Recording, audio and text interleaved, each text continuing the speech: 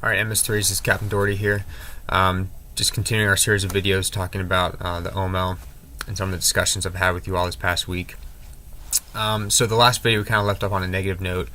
Some of you guys realizing that maybe you have some things that you need to work on, most likely kind of related maybe to your character. And so how do you improve your character?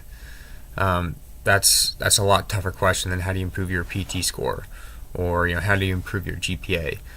Character is something that's embedded in who we are. So how do we change that? And depending on your view of human nature, some people say you can't change it. You just kind of are who you are. I think there's some wiggle room there. So the path that I took to developing my character, when I kind of realized that there was something missing about it, was returning to the classics. And by the classics, I'm talking about the great books of the Western world, starting all the way back as far as Homer. That was written, maybe putting down into words, 2,800 years ago. Going through all the various Greek writers, philosophers, through all the Roman writers, philosophers, the medievalists, the Renaissance, modern age, all the way up until 20th century.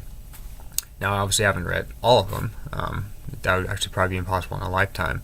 But there are lists out there of the great books of the Western world, and sometimes they're in 10-year reading plans. Okay, so it's not something that you're gonna go home tonight and then check the box. Okay, I improved my character. It's done. No, it's a journey that will probably never actually end for your entire life.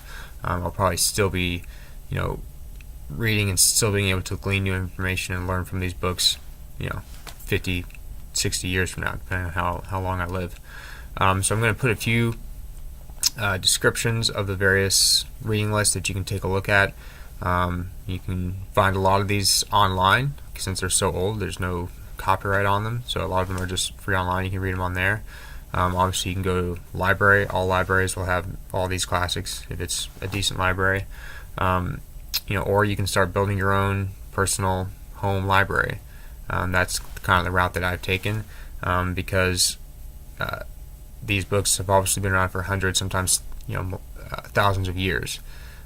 So they're probably not going to go anywhere. They're probably going to be around for another 1,000 years. In the year 3018, there's going to be some person reading Plato. It's just going to happen. Okay, that's how kind of important and monumental these works are.